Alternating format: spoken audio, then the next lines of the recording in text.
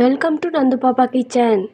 இன்றைக்கி நாம் பார்க்க போகிற ரெசிபி பார்த்திங்கன்னா, தள்ளுவண்டிகளில் கிடைக்கக்கூடிய வேர்க்கடலை மசாலா எப்படி செய்யலான்னு பார்க்கலாங்க. இது கோயில் திருவிழாக்கள்லையோ அல்லது ஈவினிங் டைம்லேயோ ரோட் சைடு தள்ளுவண்டியில் விற்கக்கூடிய ஒரு சூப்பரான ஸ்நாக்ஸ் ஐட்டம்ங்க.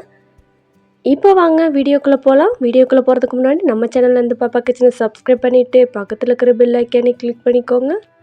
பச்சை வேர்க்கடலை இது போல் நல்லா வேக வச்சு எடுத்துக்கலாங்க. உங்கள்கிட்ட காஞ்ச வேர்க்கடலை இருக்குது அப்படின்னா நீங்கள் ஓவர் நைட் ஊற வச்சுட்டு அதை நல்லா வேக வச்சு எடுத்துக்கோங்க. வேக வச்ச வேர்க்கடலையில் அரை டீஸ்பூன் அளவு தூளுப்பு சேர்த்துக்கலாங்க. இப்போது உங்கள் காரத்துக்கு ஏற்ப மிளகாய் தூள் சேர்த்துக்கலாம்.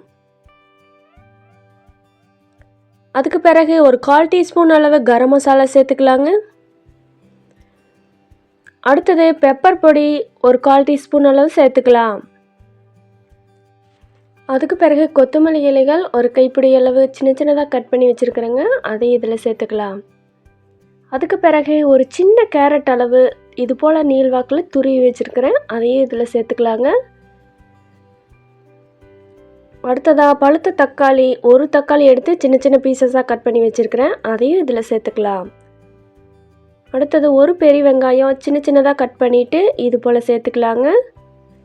நீங்கள் முடிஞ்ச வரைக்கும் பொடி பொடியாக கட் பண்ணிக்கோங்க. ரொம்ப பொடுசாக கட் பண்ணிங்கன்னா தான் இது சாப்பிட்றதுக்கு நல்லாயிருக்கும். இது போல் எல்லாத்தையும் சேர்த்ததுக்கு பிறகு ஒரு ஸ்பூன் வச்சு நல்லா மிக்ஸ் பண்ணிடலாங்க. இப்போது வேர்க்கடலை இது போல் நல்லா சூடாக இருக்கணும், அப்போ தான் டேஸ்ட் ரொம்பவே நல்லா இருக்குங்க.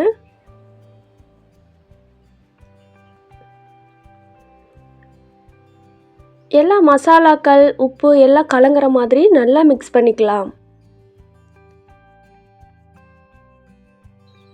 எல்லாம் மிக்ஸ் ஆகிற மாதிரி நல்லா மிக்ஸ் பண்ணிவிட்டு நீங்கள் சாப்பிட்டு பார்த்தீங்க அப்படின்னா ரொம்பவே டேஸ்ட்டு அருமையாக இருக்கும். இது நீங்கள் கடைகளில் வாங்குகிற பானிபூரியை விட ரொம்பவே டேஸ்ட்டாக இருக்குங்க.